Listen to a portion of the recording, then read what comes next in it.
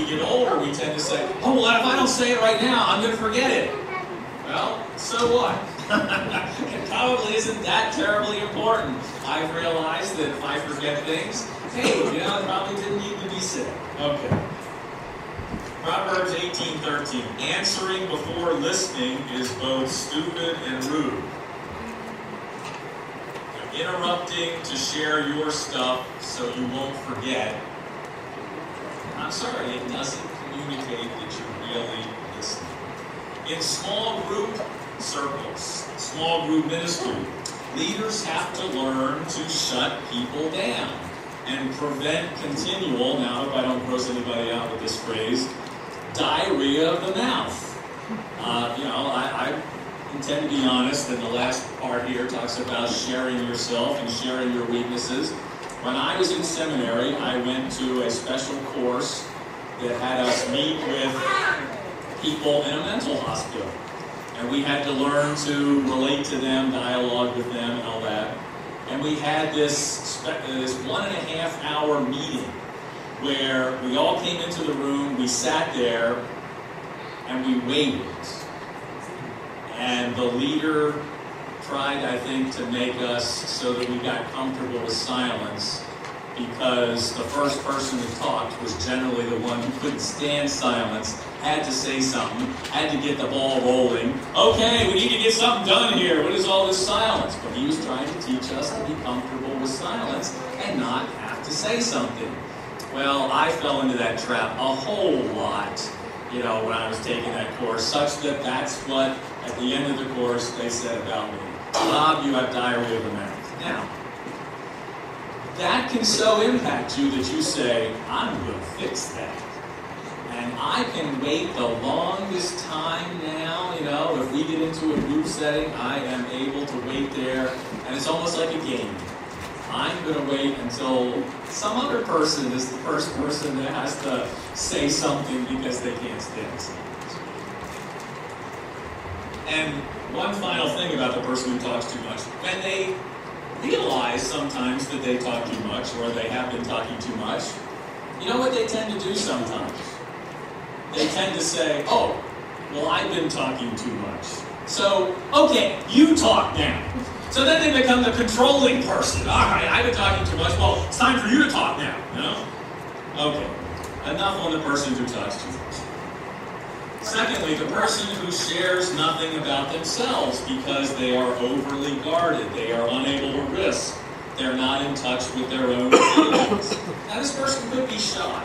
There's nothing wrong with being shy. The person could be somebody that doesn't express themselves too well. I go to a meeting on Saturday morning, and there's a guy where it's painful. We share reading, around the group, and he can't read very well. And I feel, pain for him to try to figure out the words he's saying. I think we'd all feel more comfortable, including him, if he didn't have to read such a long passage or, with such big words. And sometimes people are fearful and proud, and they guard themselves and they don't want to say anything. In Proverbs 13:18, suggests one reason why people might not share. Poverty and disgrace are for the one who ignores instruction, but one who heeds reproof is honored. And other translations talk about the person who doesn't want to be criticized, can't handle being criticized. When we first came to the Forks of the Brandywine Church, 1978, what's that, 31 years ago, both my wife and I became best friends with the same lady, who was a great listener. She drew us out. We were talking and babbling on with her, and of course, we thought she was the greatest person in the world because, she's letting us talk and she's listening to us.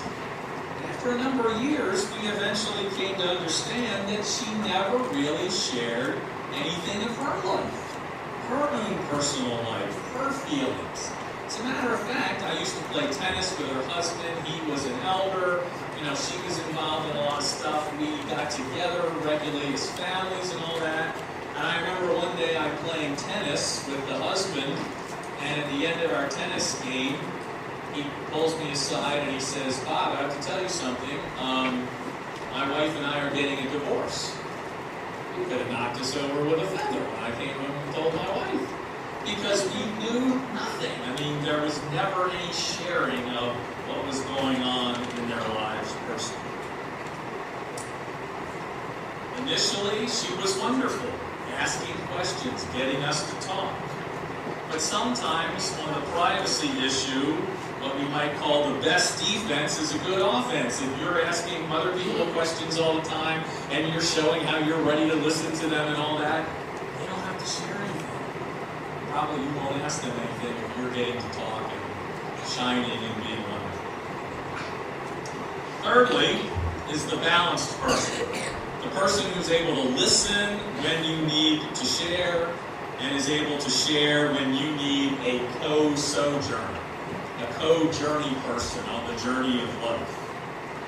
This person is able to be quiet when you need it, can let you have devotional time without talking or coming up and being around you. Person is able to be quiet when you need it and to be vulnerable and open and transparent so you can bond with them. Early in my ministry career, I had two mentors. One was named Jerry Mills. We were only together 1 year at a church before we came to the Forks of the Brandywine, but Jerry and I have maintained touch for all those years, like 35 now, I think. And another was Jim Murphy, who was at the same stage in life, even though he was 4 years older because he had been in the military, but he was in the same stage in life. We were both going through seminary at the time that we met. And I remember I thought Jim was so perfect. Jim had it together. Jim always did everything right. He always said everything right. He led ministry, great. And I never, could get close to him because I said, he can't understand me. I'm imperfect. By the way, the only imperfect people who never do anything wrong are buried across the street, okay? So Jim and I were good friends, but there was something missing because we weren't able to bond, at least from my perspective, from my direction. And then I remember one day where we were sitting talking, and he said, Bob, because he went to seminary out in California, and we were in Baltimore.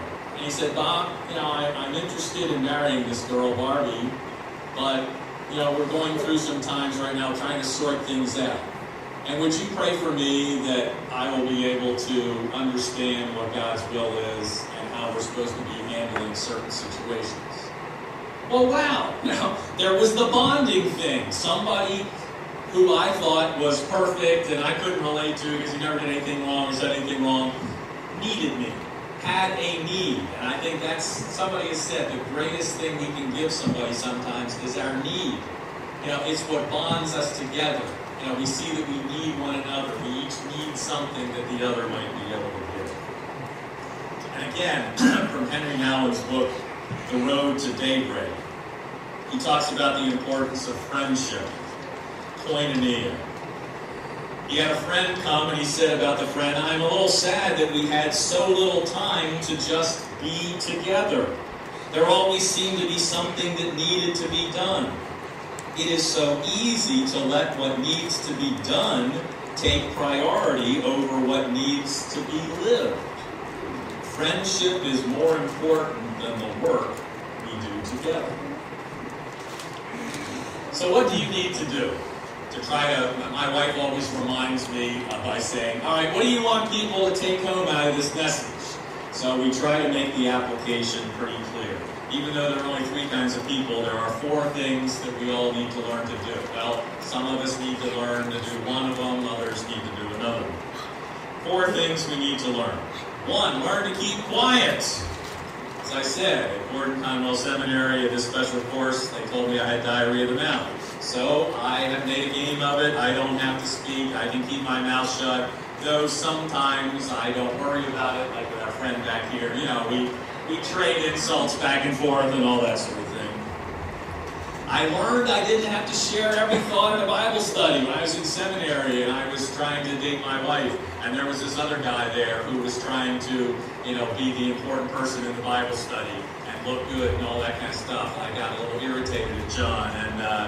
But I learned that I didn't have to share every thought. And then you get it in the ministry, and you're leading Bible studies, and if you share everything that you know because you've studied a whole lot, nobody else is going to share anything because they're going to say, I don't have anything to share. I can't compete